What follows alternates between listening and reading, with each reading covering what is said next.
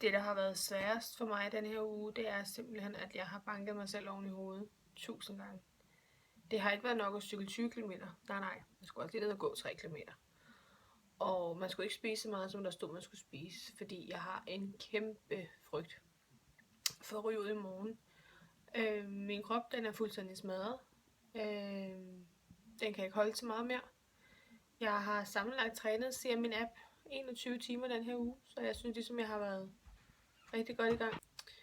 Så min nedtur i den her uge har egentlig lidt været, at jeg ikke følt, at jeg har kunne gøre det godt nok. Og det gode er jo selvfølgelig, at jeg kan mærke på min krop, der sker noget. Men den der med, at du har ikke gjort det godt nok, det er ikke godt nok. Du skal lige lidt mere. Og bare sætte sig op på en cykel og cykle 20 km, det er hul i hovedet. Altså, det er dumt.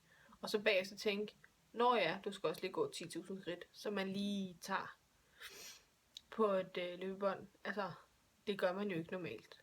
Så jeg har gjort, hvad jeg kunne, og jeg er utrolig spændt på i morgen. Ja.